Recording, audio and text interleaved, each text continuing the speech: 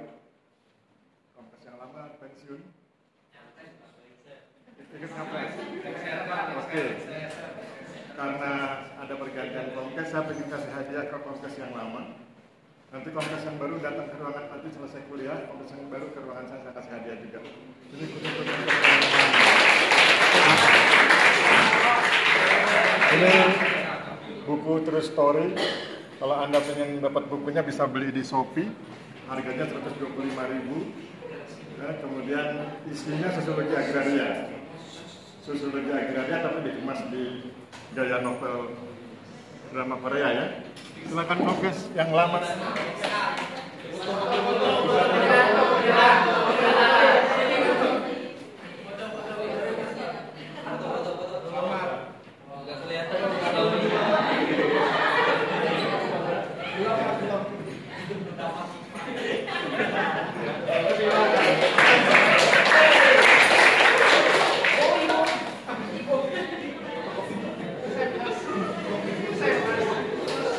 Nanti Kompes yang baru selesai kuliah ke ruangan saya. Nanti ada hadiah juga. Kemudian hari ini kita bahas 3 video. Kemudian paradigma yang kita gunakan paradigma definisi sosial. Teorinya teori aksi, fenomenologi, dan interaksi simbolik. Siapa di antara Anda yang berkenan bahas menjadi narasumber video 1? Video berapa Mas? Video 1, video 2, video 2, video 3, video 3. Oke, applause buat mereka bertiga.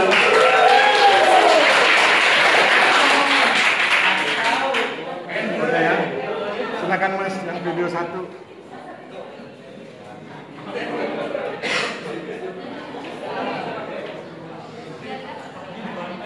Duduk sini aja.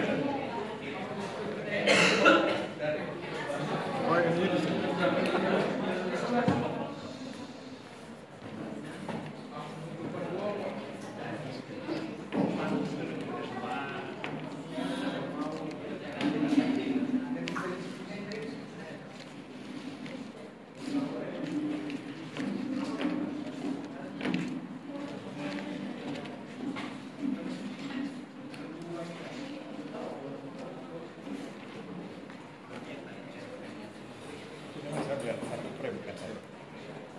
Bisa kelihatan.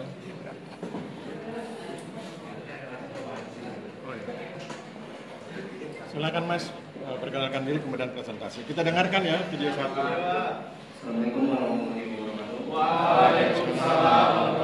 Perkenalkan Pak, nama saya Erwin Mahmud Fauzan, NC 22314099, nomor absen 15 dari kelas D.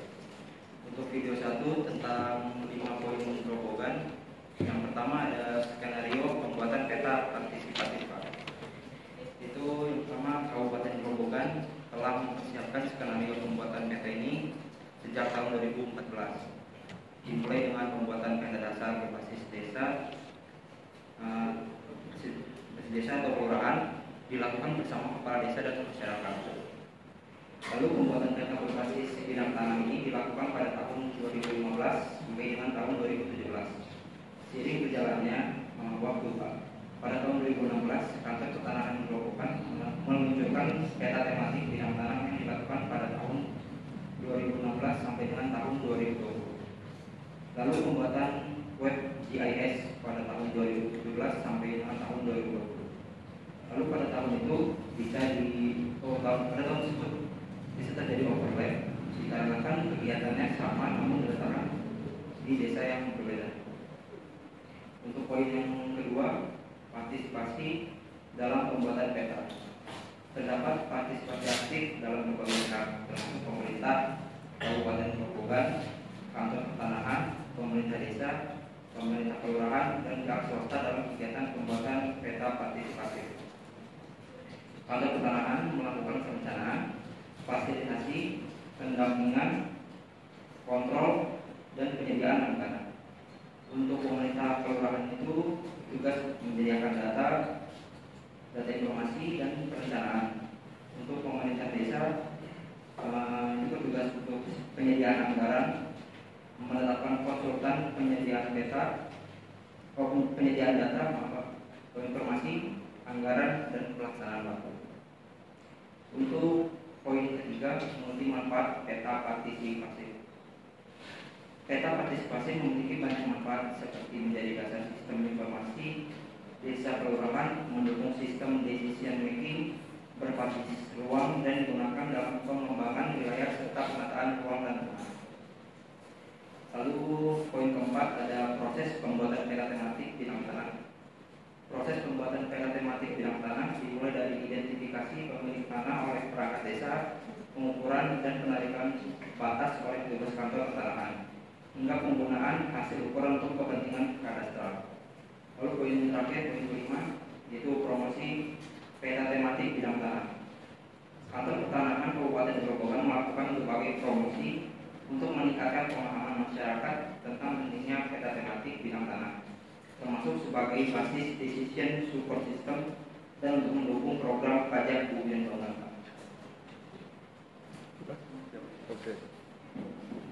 Oke ya, siapa di antara Anda yang berkenan membahas video 1?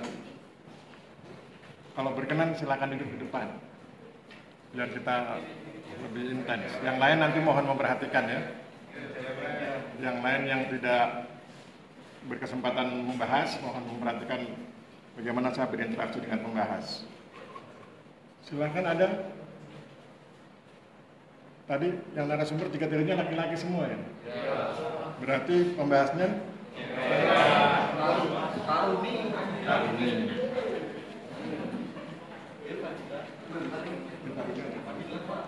Oke. Ini pilihan narasumber ya? Taruni. Erika mana? Yang mana orangnya? Belum pernah tampil kan? Belum ya? Kan di depan Mbak ya.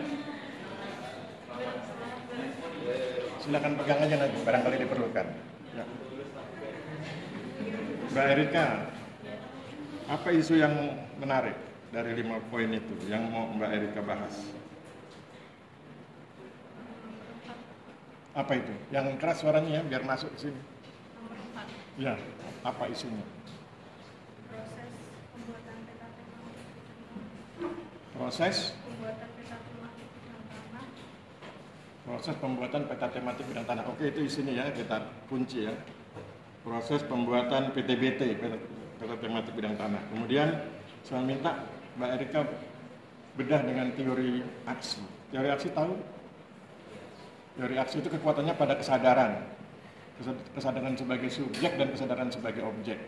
Kesadaran sebagai subjek kalau kita yang mengambil keputusan, kesadaran sebagai objek kalau orang lain yang mengambil keputusan, kita hanya melaksanakan keputusan orang lain. Oke? Nah, sekarang silakan bedah. Pembuatan peta tematik bidang tanah ya.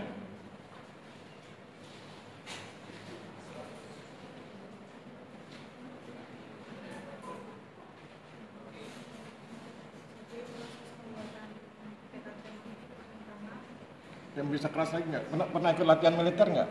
Sudah latihan, sudah menwa belum? Sudah latihan KTBN, sudah latihan? Sudah latsar ya? Harusnya suaranya bisa keras. proses pembuatan peta tematik. Bisa keras lagi nggak?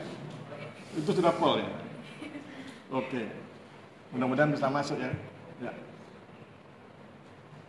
Isunya adalah peta partisipatif dalam konteks PTBT ya.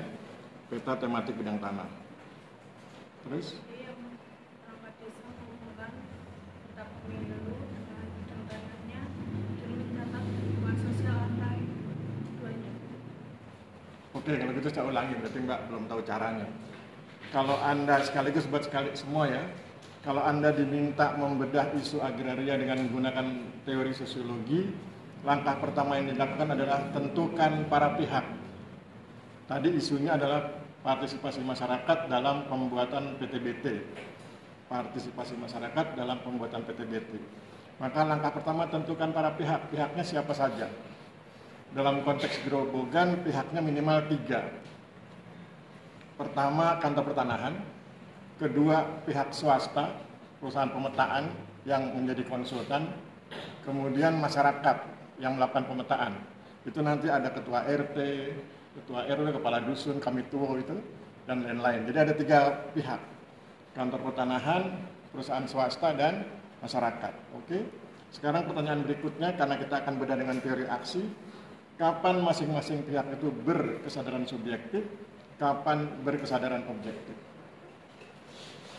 Jadi para sumber akan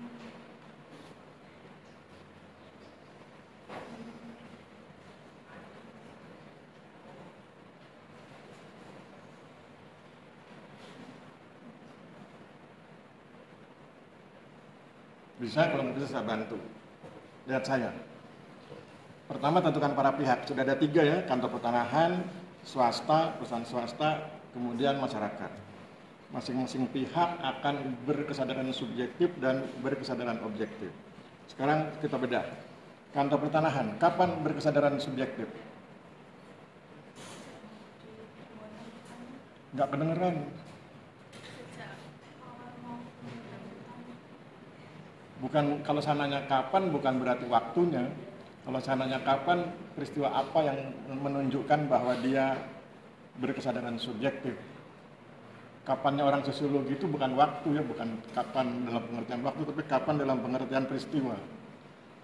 Contoh, kantor pertanahan berkesadaran subjektif ketika mereka memutuskan akan membuat PTBT seluruh Kabupaten Grobogan. Yang buat keputusan mereka. Itu berarti kesadaran subjektif. Oke? Kapan objektifnya?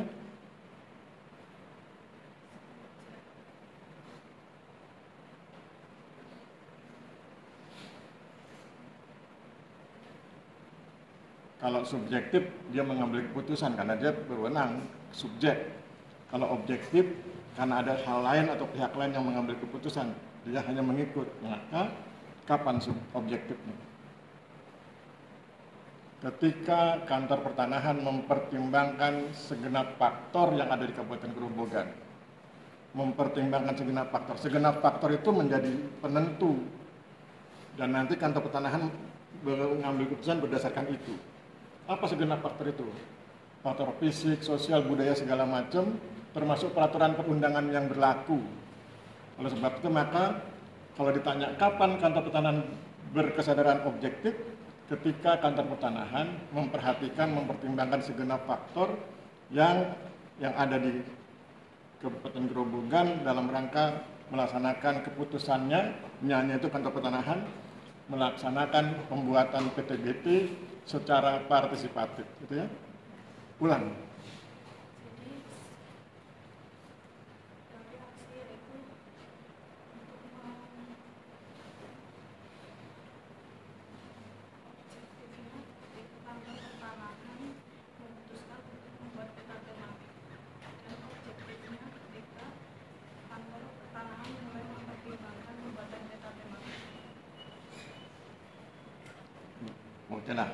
Sekarang kita pindah pihak. Ya, kantor pertanahan sudah. Pihak kedua swasta ya. Kapan subjektif, kapan objektif. Perusahaan swasta yang menjadi konsultan dulu. Jadi perusahaan swasta itu tugasnya melakukan supervisi, kemudian mengajari masyarakat cara memetakan, terus kemudian memfasilitasi. Itu tugasnya perusahaan swasta itu. Ya. Oke, sekarang pertanyaannya kapan perusahaan swasta itu subjektif, kapan objektif? Ketika kantor pertanahan sudah kantor swasta,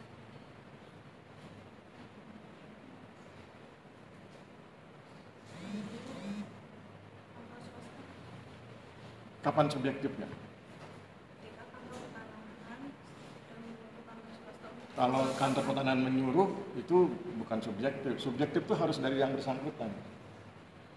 Kesadaran subjektif perusahaan swasta muncul ketika mereka memutuskan untuk menerima atau tidak menerima proyek yang disampaikan oleh kantor pertanahan dalam rangka pemetaan atau pembuatan peta tematik bidang tanah. Keputusan menerima atau tidak menerima itu subjektif, walaupun nanti kemudian dijelaskan, oh mereka menerima. Mereka mengambil keputusan untuk menerima proyek itu dengan segala risikonya, itu subjektif. Oke?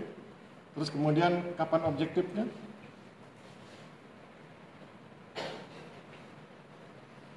Objektifnya sama, mirip dengan yang kantor pertanahan. Apa objektifnya? Ketika mereka apa? memutuskan Ketika mereka mempertimbangkan mempertimbangkan untuk segenap faktor membuat peta tematik. Segenap faktor yang ada di Kabupaten Grobogan yang akan berpengaruh pada pembuatan peta tematik. Misalnya tentang kemampuan masyarakat desa memahami peta. Misalnya tentang kondisi geografis wilayah. Itu kan faktor-faktor yang menjadi dasar pertimbangan untuk ikut melaksanakan itu ya, untuk bisa melaksanakan PTBT. Oke ya.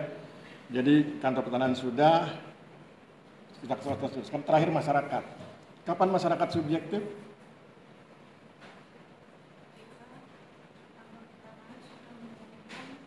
Kalau saya bilang masyarakat, kata pertama yang keluar adalah masyarakat. Jangan kantor pertanahan. Kalau kantor pertanahan nanti beda lagi. Kan kita sedang bicara tentang masyarakat. Masyarakat sudah mendengar keputusan kantor pertanahan membuat peta tematik. Ketika masyarakat memutuskan untuk menerima atau menyetujui usulan kantor pertanahan dalam rangka pembuatan PTBT itu, oke, itu subjektifnya. Kapan objektifnya? Ini beda dengan yang kantor pertanahan, beda dengan yang swasta. Kapan masyarakat objektifnya? Objektif mereka adalah ketika mereka menerima segenap persyaratan yang diberikan oleh kantor pertanahan dan perusahaan swasta. Kan ada syaratnya untuk bikin peta, supaya bisa dihitung sebagai peta yang valid gitu tuh. Jadi kapan subjektif? Ketika mereka memutuskan ikut atau tidak ikut, menerima atau tidak menerima pembuatan PTBT. Mereka bilang, ya saya ikut, kami berpartisipasi, itu berarti mereka mengambil keputusan sebagai subjek. Kapan objektifnya? Ketika mereka tunduk atau mengikuti ketentuan yang diberikan oleh kantor pertanahan dan perusahaan swasta dalam rangka pembuatan PTBT, gitu ya. Ya, diulang. Masyarakat akan faktor objektifnya ketika masyarakat telah menerima Itu subjektif.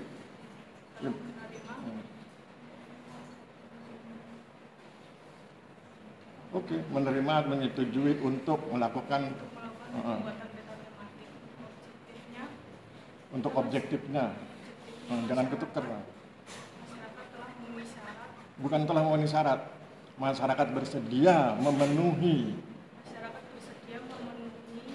Pembuatan peta memenuhi syarat pembuatan peta tematik bidang tanah PTBT sebagaimana yang ditentukan oleh perusahaan swasta dan kantor pertanahan. Oke, aplaus buat pembahas 1. Terima kasih.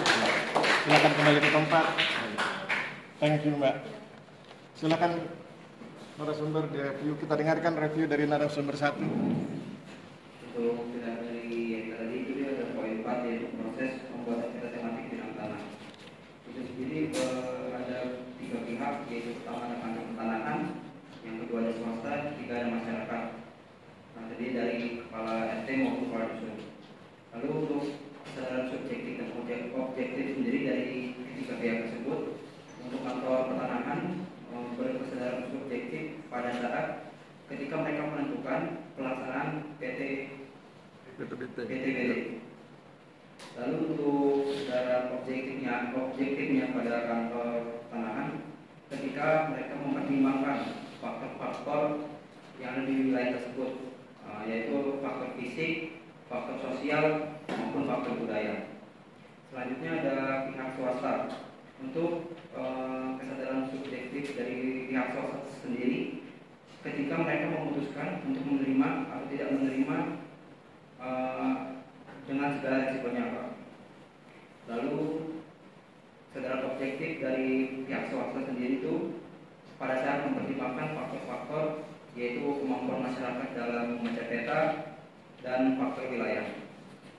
Untuk pihak masyarakat itu kesadaran subjektifnya pada saat mereka memutuskan menerima segenap persyaratannya, Pak. Lalu kesadaran objektifnya sendiri itu pada saat mereka tunduk. Mungkin ya. Kesadaran subjektif ketika masyarakat memutuskan atau ikut atau tidak ikut. Untuk masyarakat sendiri, pihak masyarakat subjektifnya itu pada saat dia memutuskan untuk ikut atau tidak ikut.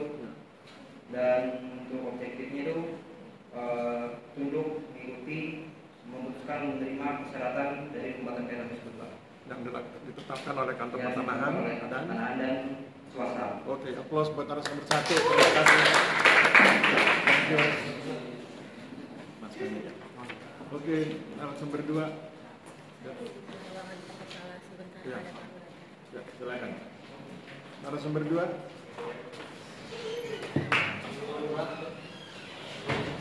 Silakan Mas. Oh, ini berarti.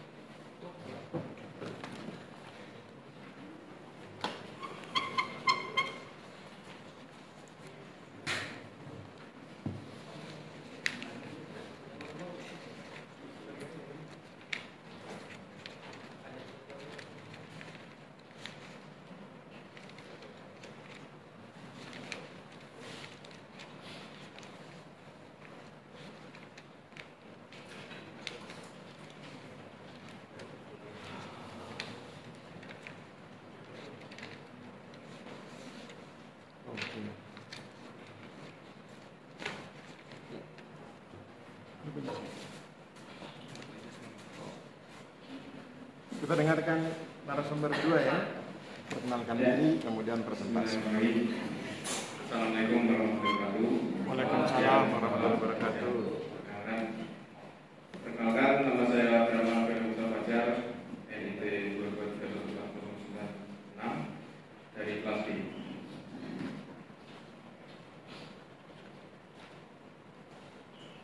Mengenai 5 poin penting dari video 2 yang judul 5 poin Madiun. Yang pertama, rasionalitas pemetaan partisipatif. Rasionalitas tradisional adalah pola pikir konsep yang dibangun dengan mengutamakan semangat tradisional, yaitu semangat kebersamaan yang ada di masyarakat desa.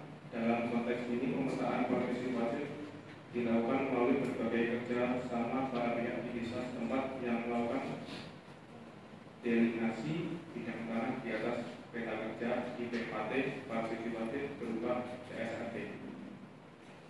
Rasionalitas cost and benefit terdiri dari penyediaan biaya dan keuntungan yang akan diperoleh biaya sosial dan nantinya akan memperoleh keuntungan sosial.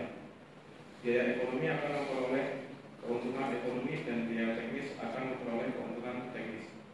Rasionalitas pemberdayaan masyarakat ada 3, yaitu enabling, empowering, dan protecting. Rasionalitas pelaksanaan tugas segenap stakeholder bertindak berdasarkan kewajiban yang dibebankan kepadanya. Format pemetaan partisipatif. Format pelaksanaan ada 3, yaitu demarcation atau penarikan batas bidang tanah, penarikan batas penguasaan tanah, dan on map atau melakukan penarikan di atas peta atau bisa disebut juga CSRT. Format koordinasi ada 2 level, yaitu koordinasi tingkat pimpinan dan tingkat pelaksanaan. Format pemerintahan berupa terbitnya beberapa peraturan Bupati Madiun yang mendukung kegiatan. Format pendanaan terdiri dari dana APBN pada Dipa Kantor Pertanahan Kabupaten Madiun, dana APBD pemerintah Kabupaten Madiun, dan dana ADD atau alokasi dana desa pada tiap-tiap desa. Yang poin ketiga, value yang dikembangkan pada pemetaan partisipatif. Yang pertama, penghormatan terhadap alat bukti penguasaan dan pemilikan tanah, penghormatan terhadap hak seseorang, penerapan di lapangan berupa asas kontrafaktur delimitasi, penghormatan terhadap proses administrasi, dan penghormatan terhadap pemegang atas tanah. Untuk poin keempat, kendala pemetaan partisipatif. Kendala peta kerja, rencananya peta kerja yang digunakan menggunakan CSRT dengan resolusi 0,3 meter, tetapi di pasaran hanya tersedia CSRT dengan resolusi 0,7 meter. Kendala pelatihan. Awalnya direncanakan pelatihan di Kelantan dengan membayar biaya pelatihan, tapi disarankan tidak dilakukan. Akhirnya disepakati dilaksanakan workshop selama 2 hari. Untuk poin yang kelima, manfaat pemetaan partisipatif, yaitu untuk pembuatan land values, land use, land development, dan land registration. Oke, siapa di antara Anda yang berkenan jadi pembahas 2? Yang Putri. Ada? Yang sukarela? Kalau ada kita tunjuk. Nggak ada?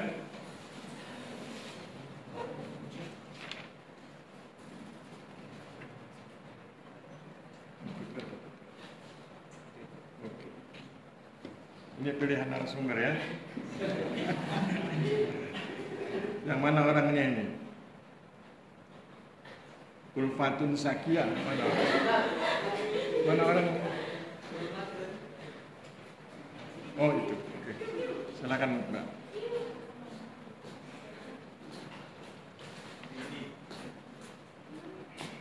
Perlu ini enggak? Enggak. Oke. Silakan Mbak Ulfatun. Dari video 2, isu mana yang Mbak ingin bahas? Isu 2 itu tentang format pemetaan ya, mengenai pelaksanaan, kemudian koordinasi gitu ya. Oke, silakan Mbak cerita, pilih dari sekian banyak format mana yang Mbak sukai, supaya nggak banyak yang dibahas. Itu kan ada banyak formatnya, pilih satu aja. Ada format pelaksanaan, ada format koordinasi, ada format pemerintahan, ada format pendanaan. Yang mana yang Mbak suka? Kalau diambil semua nanti terlalu lama pembahasannya ya. Itu sebabnya saya bilang pada Anda, nulis buku itu gampang. Kenapa saya bilang gampang? Coba Anda perhatikan video itu kan sekitar 20 menit ya. Tapi kalau Anda tulis kan bisa banyak itu, bisa berlembar-lembar. Ya. Jadi banyak sekali yang bisa ditulis. Oke, silakan Mbak. Format yang ketiga, Pak. Format pemerintahan. Iya. Oke, sekarang jelaskan tentang format pemerintahan supaya saya tahu yang Mbak maksud. Jadi kan kalau di format pemerintahan itu ada peraturan yang mengatur bagaimana pelaksanaannya gitu Pak. Jadi dengan terbitnya peraturan Bupati Madiun itu mengatur pelaksanaan dan kegiatan pemetaan partisipatif ini Pak. Dan terkait hasilnya juga diatur melalui peraturan Bupati Madiun ini Pak. Oke, sekarang kita akan bedah menggunakan teori fenomenologi. Mbak tahu teori fenomenologi? Sedikit Pak. Ya, coba. Yang Mbak ketahui yang seperti apa?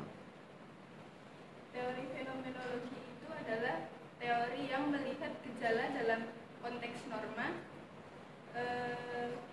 terkait interaksi di masyarakat yang dilakukan berdasarkan norma Pak.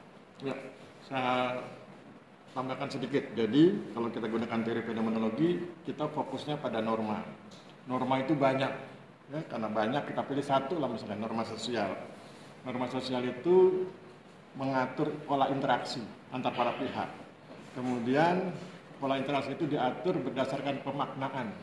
Pemaknaan atas apa? Pemaknaan atas potensi keuntungan kalau para pihak itu diatur interaksinya. Ya. Jadi misalnya kalau interaksi antara pemerintah Kabupaten Madiun, kemudian kantor pertanahan dan pemerintah desa diatur pola interaksinya, maka kemudian itu akan menguntungkan semua pihak. Nah, jadi itu kira-kira Mbak. Sekarang silakan dibedah Mbak isunya. Isunya adalah format pemerintahan berupa terbitnya berbagai peraturan Bupati Madiun yang mendukung pembuatan peta secara partisipatif. Ya, silakan. Jadi kasus ini terkait dengan norma sosial. Pertama, tentukan para pihak. Saya selalu bilang gitu ya. Kalau Anda diminta membedah isu dengan menggunakan teori sosiologi, pertama tentukan para pihak. Isunya adalah berupa terbitnya beberapa peraturan Bupati Madiun yang mendukung pemetaan partisipatif. Langkah pertama, tentukan para pihak. Pihaknya siapa aja? Pemerintah Kabupaten Madiun. Pemerintah Kabupaten Madiun, terus Masyarakat di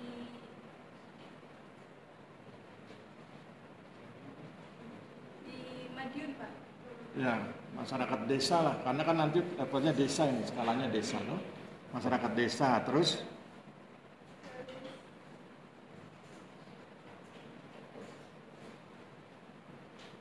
masyarakat desa di wilayah Kabupaten Madiun, terus pemerintah desa di wilayah Kabupaten Madiun, kemudian jangan lupa kantor pertanahan. Jadi ada 4, pemerintah Kabupaten Madiun, kantor pertanahan Kabupaten Madiun, masyarakat desa di seluruh wilayah Madiun, Kabupaten Madiun, kemudian pemerintah desa di seluruh wilayah Kabupaten Madiun. Oke, ada 4. Sekarang kemudian kita bicara tentang norma sosial, toh. Nah, sekarang jelaskan pada masing-masing pihak itu. Jadi lakukan bedah teori pada masing-masing pihak itu. Jadi pemerintah Kabupaten Madiun ini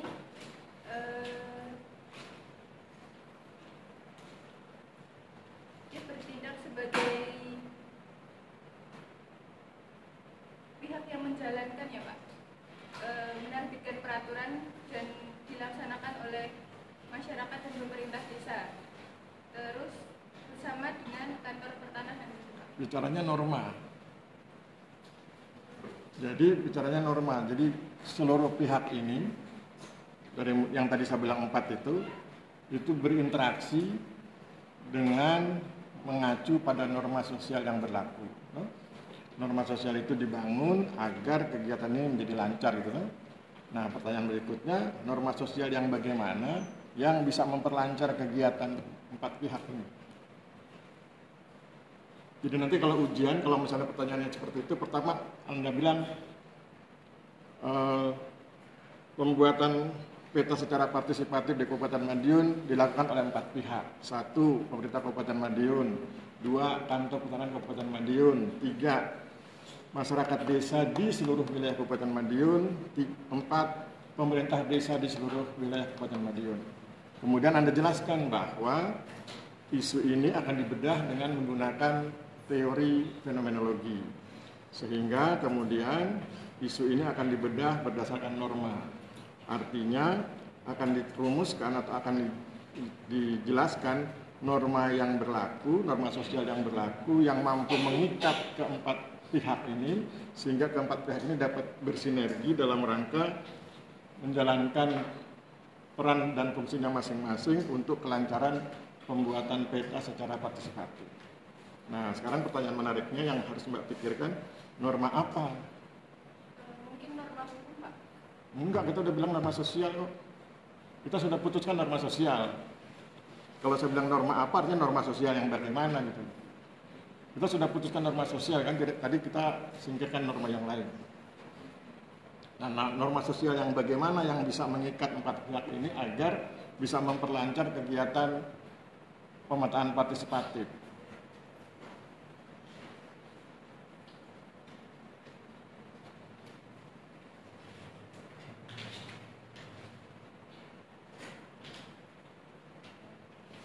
Contoh misalnya, norma yang mengikat kantor pertanahan, yaitu keputusan yang diambil oleh kantor pertanahan harus memperhatikan etika dan ketentuan sosial garis miring budaya yang berlaku di wilayah tersebut.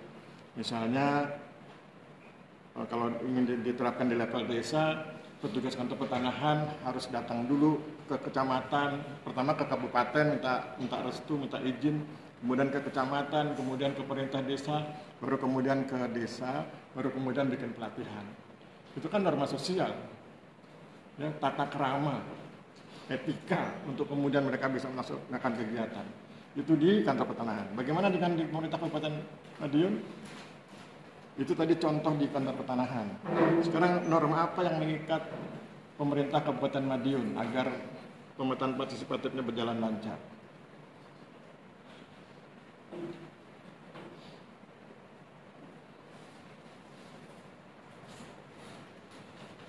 Norma kesopanan, Pak.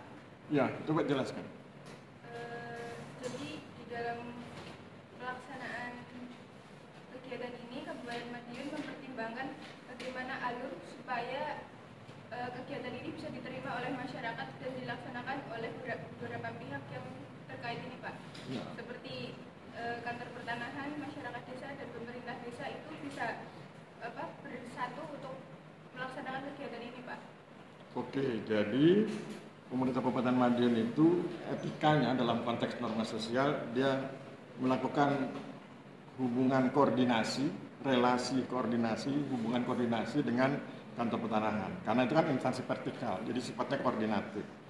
Tetapi ketika dia bicara dengan level jajaran pemerintahan di bawahnya, dari mulai kecamatan, dari mulai dinas kecamatan sampai kemudian ke level desa, itu alurnya alur komando. Alur komando itu perintah, ya. Perintah agar kemudian pemetaan partisipatif dilaksanakan dengan baik. Ya. Itu etika sosialnya begitu. Yang satu koordinatif, yang satu jalur komando. Jangan dibalik, jangan dengan kantor pertahanan jalur komando, yang ini malah koordinatif. Dengan yang level di bawah itu jalur komando, perintah, yang dengan kantor pertanahan koordinatif. Oke, kita sudah bedah dua ya, kantor pertanahan dengan pemerintah kabupaten. Bagaimana dengan pemerintah desa? Etika apa yang mengikat pemerintah desa agar kegiatan lancar? Kesusilaan, Pak. Coba jelaskan. Jadi pemerintah desa gimana ya? Dia menerima untuk melaksanakan tugas yang diberikan oleh kantor pertanahan sekaligus dari Kabupaten Madiun itu, Pak. Jadi bagaimana sikap dari masyarakat desa dan pemerintah desa dalam menyikapi aturan atau kebijakan yang dibuat oleh kantor pertanahan, Pak? Oke, jadi dalam norma sosialnya itu peran pemerintah desa kan sebagai fasilitator ya, dia memfasilitasi. Dia menerima himbauan dari atau permintaan dari kantor pertanahan agar dilaksanakan pemetaan partisipatif. Dia menerima perintah dari bupati agar mendukung pemetaan partisipatif. Itu kan dari level yang di atas dia. Kemudian berdasarkan permintaan dan permintaan dari kantor pertanahan dan perintah dari bupati itu, maka kemudian dia memerintahkan kepada staf di bawahnya, kepala dusun, orang bilang kamituwo itu, RT dan lain-lain, untuk menggalang partisipasi masyarakat, sehingga kemudian nanti masyarakat berpartisipasi. Jadi ada aspek pemenuhan permintaan, ada aspek pelaksanaan perintah, ada aspek penggalangan. Itu di level pemerintah desa. Kemudian yang terakhir, masyarakat. Etika apa yang mengikat masyarakat untuk bisa mendukung pemetaan partisipatif?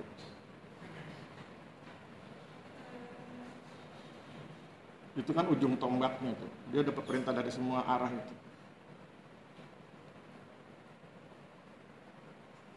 Kesopanan, Pak. Ya, saya pikir nggak perlu diberi judulnya, karena nanti ketika kamu ngomong tadi judul-judulmu, ketika dijelaskan jadi nggak nyambung. Jadi langsung aja, etika yang bagaimana itu? Etika apa yang mengikat masyarakat agar dia bisa melaksanakan pemetaan secara partisipatif? Etika masyarakat dalam menerima kebijakan, Pak. Bagaimana hubungan masyarakat dengan bupati? Masyarakat menjalankan kebijakan bupati melalui keputusan pemerintah desa, toh? Oke, masyarakat melaksanakan permintaan kantor pertanahan melalui pemerintah desa.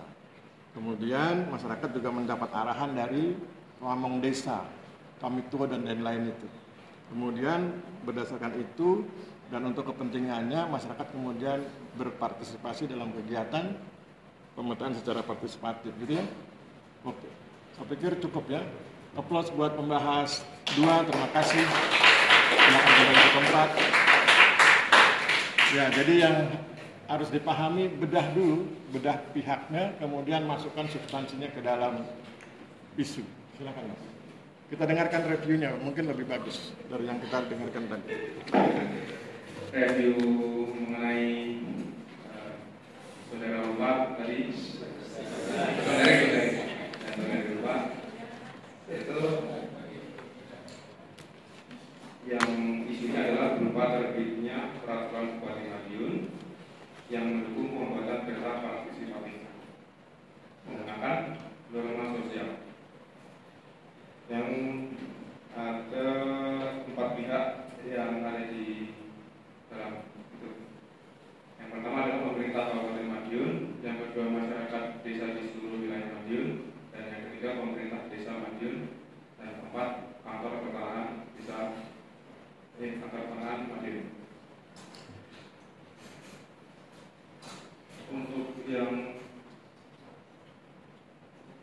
mengenai etika yang pemerintah Kabupaten Madiun adalah pemerintah mempunyai hubungan atau koordinasi dengan kantor pertanahan untuk melaksanakan memperlancar dalam rangka pembuatan peta partisipatif.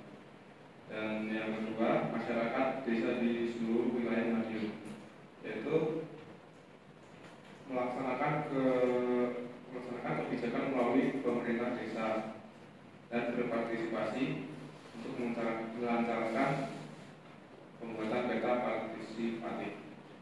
Dan yang ketiga, pemerintah desa Madiun,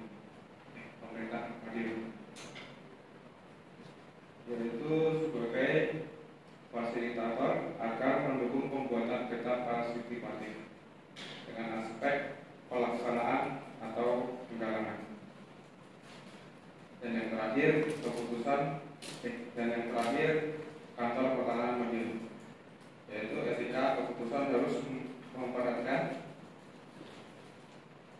etika atau tata krama untuk melaksanakan kegiatan di kantor pertanahan yang dapat memperlancar dalam rangka pembuatan peta partisipatif. Oke, aplaus buat narasumber 2. Terima kasih. Thank you. Yang ketiga tadi siapa? Oh, ya.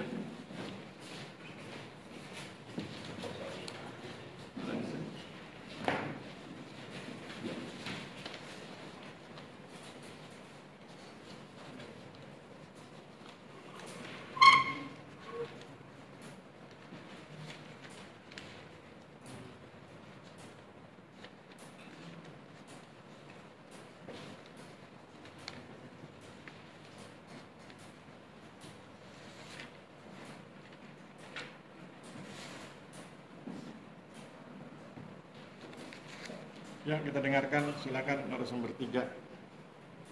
Assalamualaikum warahmatullahi wabarakatuh. Waalaikumsalam. Terima kasih atas kesempatan yang telah diberikan. Perkenalkan, nama saya Edi Mahardika, NIP 223-14105.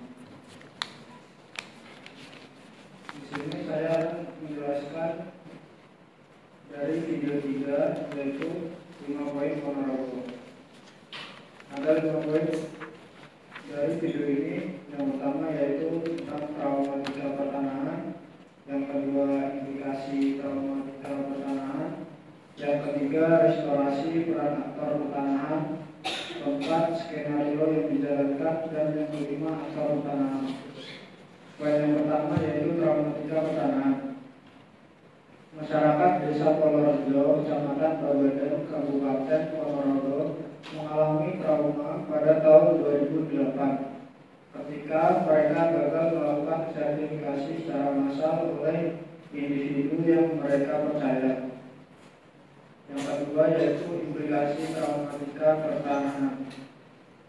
Dari traumatika pertanahan itu menyebabkan masyarakat menolak berpartisipasi dalam program sertifikasi hak atas tanah secara massal dari tahun 2008 sampai tahun 2013. Dan yang ketiga, restorasi peran aktor pertanahan. Upaya dari kantor pertanahan Kabupaten Ponorogo untuk memulihkan kepercayaan masyarakat, untuk menghentikan traumatika pertanahan, dan untuk menghidupkan kembali peran pemerintah desa di bidang pertanahan, termasuk peran dari masyarakat. Dan yang keempat, skenario yang dijalankan. Skenario yang dijalankan yaitu melaksanakan berbagai program seperti membentuk Pokmas Pertanahan dan menawarkan program SMS sertifikasi massal swadaya sebanyak 30 bidang pada tahun 2014. Dan pada tahun 2015 sampai 2017 melaksanakan Prona, serta pada tahun 2018 melaksanakan PDSL. Yang kelima, aktor pertanahan. Pemerintah desa Polorejo dan Pokmas Pertanahan perannya dipulihkan atau direstorasi oleh kantor pertanahan Kabupaten Ponorogo untuk mendukung kegiatan-kegiatan yang berkaitan dengan pertanahan. Oke.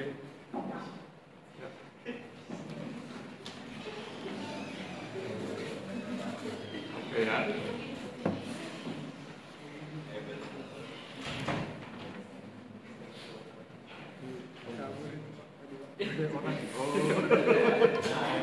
Oke, kita ganti yang lain ya.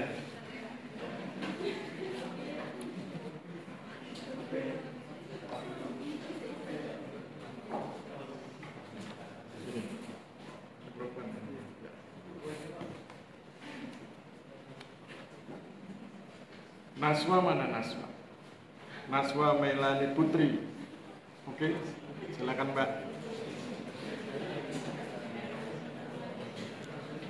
Perlu ini? Nggak usah, oke. Mbak Naswa, kita bahas video 3 ya. Video 3 itu tentang Ponorogo. Ada 5 isu, dari mulai traumatika sampai skenario, terus kemudian berakhir di aktor.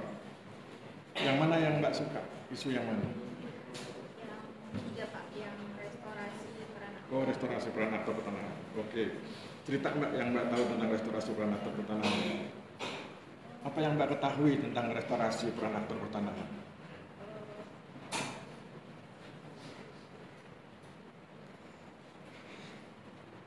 Restorasi itu kayak apa ya? Upaya untuk mengembalikan kepercayaan masyarakat. Yang direstorasi siapa? Ini masyarakat di Desa Purworejo. Yang direstorasi kan aktor pertanahan, ya? Kan restorasi aktor pertanahan. Yang direstorasi siapa? Aktor pertanahan. Siapa aktor pertanahannya baru kemudian dijawab tuh. Aktor pertanahannya siapa yang dimaksud di sini? Yang direstorasi oleh kantor pertanahan siapa?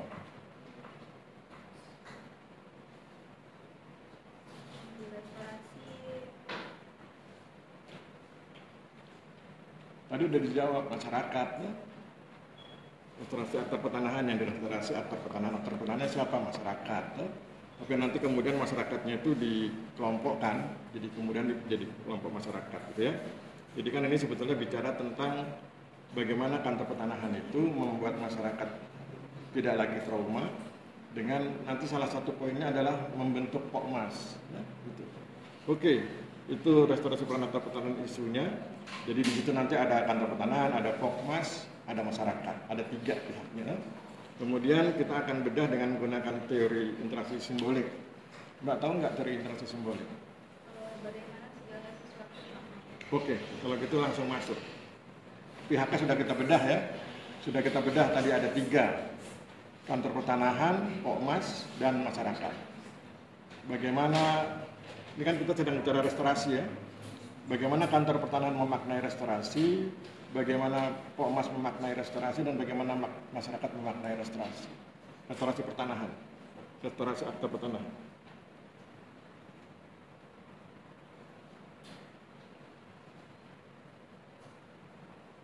kalau yang restorasi aktor pertanahan itu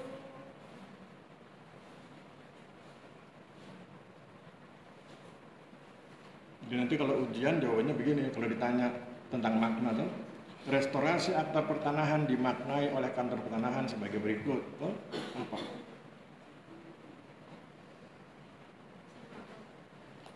Sebagai upaya, sebagai ikhtiar.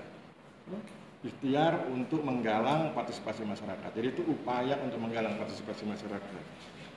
Kan restorasi itu kan pemulihan ya.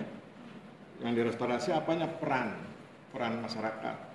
Karena masyarakat itu luas, maka kemudian nanti diambil kelompoknya dulu. Nanti kelompok ini yang kemudian menggalang partisipasi masyarakat. Ya, jadi bagi kantor pertanahan, restorasi peran aktor pertanahan itu dimaknai sebagai ikhtiar, upaya untuk menggalang partisipasi masyarakat untuk mengobati traumatikanya itu. Ya. Oke, itu dari kantor pertanahan. Dari Pokmas, apa makna atau interpretasi Pokmas tentang restorasi peran aktor pertanahan? Bagi mereka apa?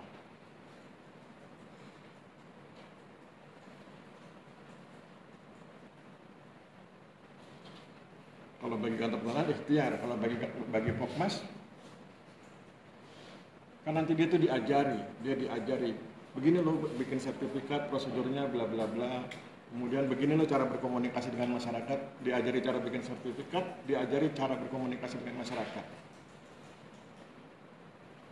Nah kalau itu isinya, itu apa makna restorasi bagi Pokmas? maknanya kalau yang Pokmas itu dia sebagai pengajar. Sebagai apa? Pengajar. Kalau pengajar itu orang. Apa? Itu pengetahuan bukan? Pengetahuan tuh dia jadi lebih tahu cara bikin sertifikat, dia lebih tahu cara berkomunikasi dengan masyarakat. Jadi sebagai apa? Restorasi itu dimaknai sebagai apa?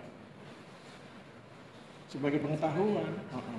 Jadi kantor pertanahan memaknai restorasi itu sebagai ikhtiar menggalang masyarakat. Ini sebagai pengetahuan. Pengetahuan dalam hal apa? Pengetahuan dalam hal sertifikatan dan komunikasi dengan masyarakat. Kalau bagi masyarakat apa?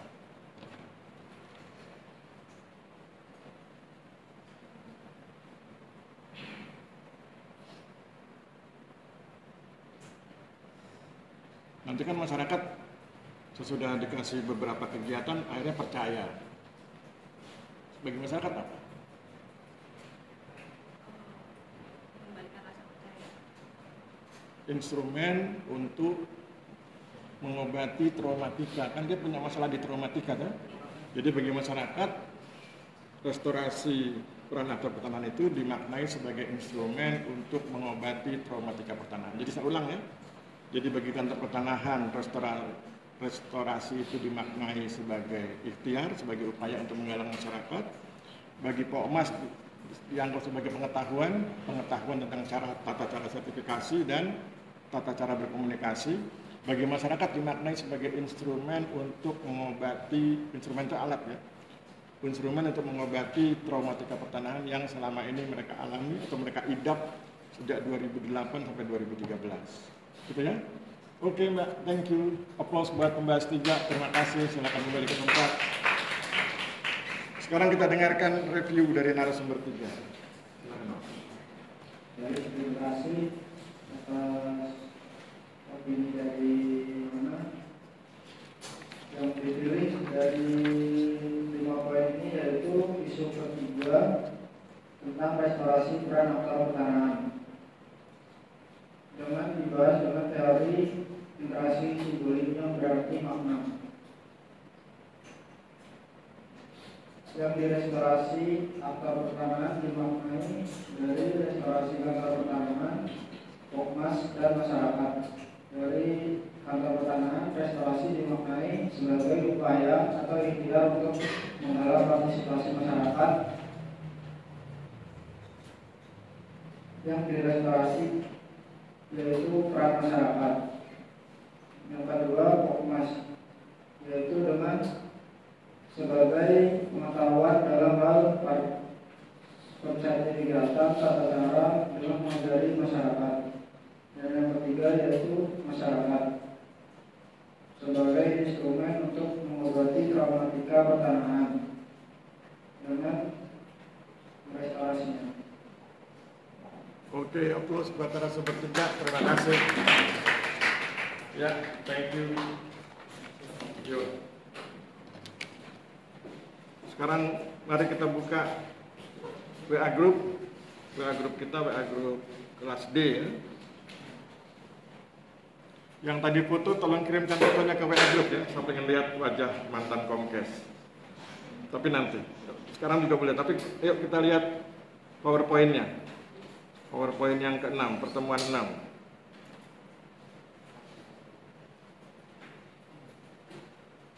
Di PowerPoint ini nanti Anda akan temukan selain teori, ini kan kita akan bicara tentang paradigma perilaku sosial ya.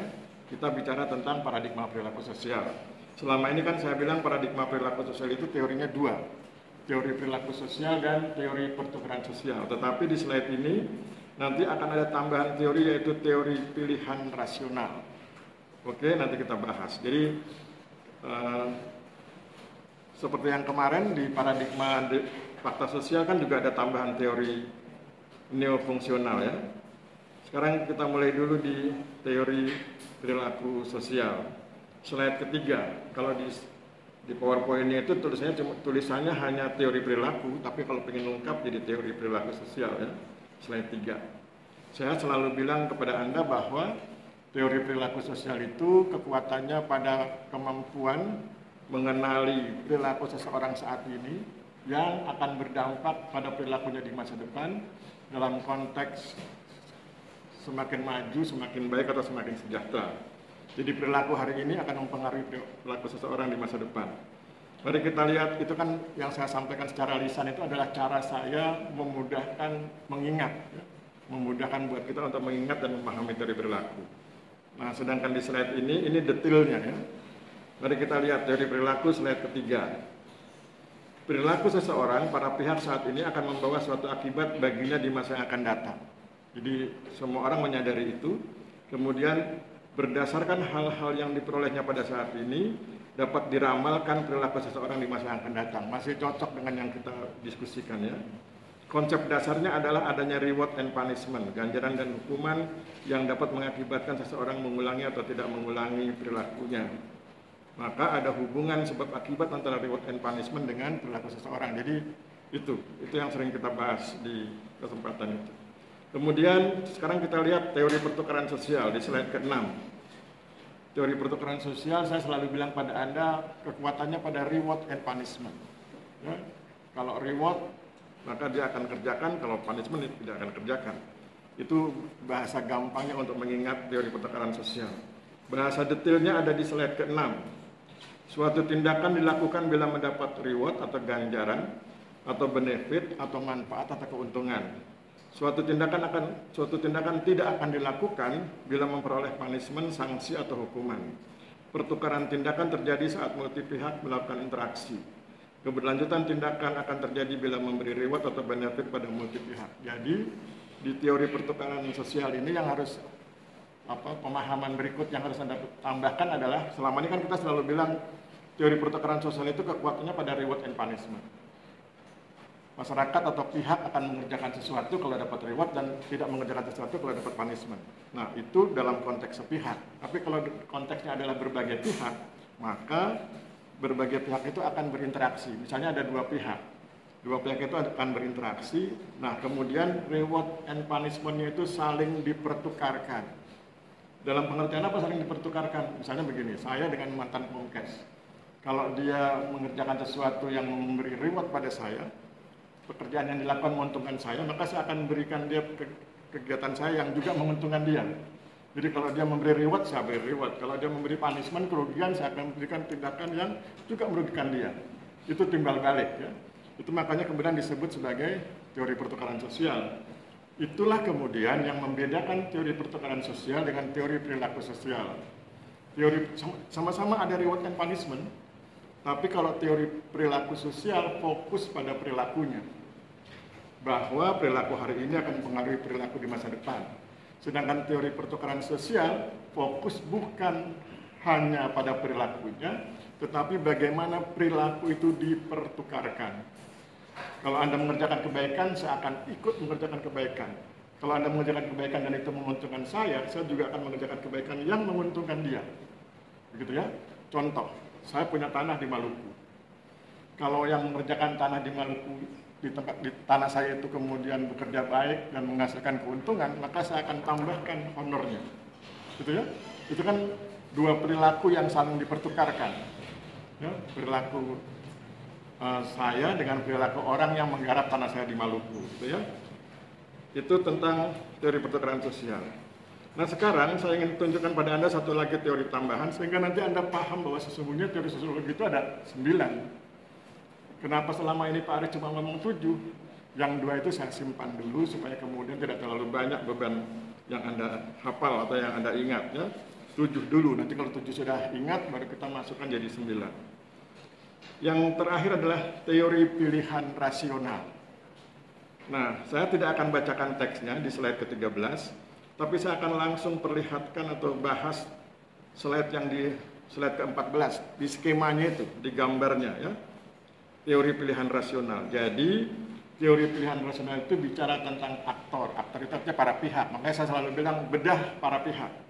Nah, para pihak dalam melakukan tindakan itu melakukan dua hal. Pertama, preferensi.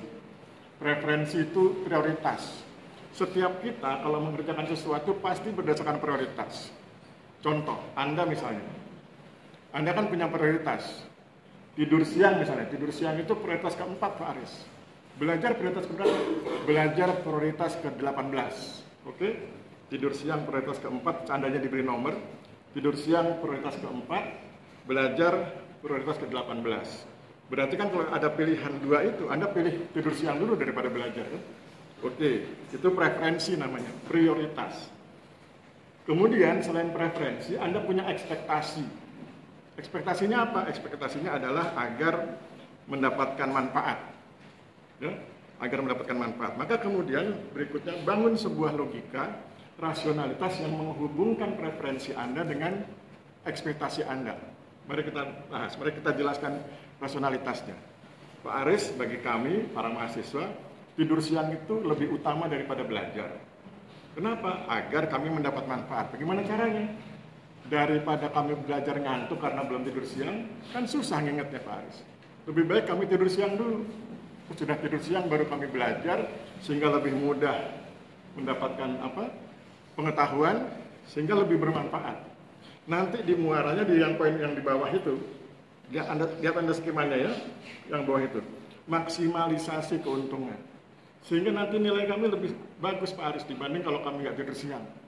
IP kami bisa 4 kalau tidur siang.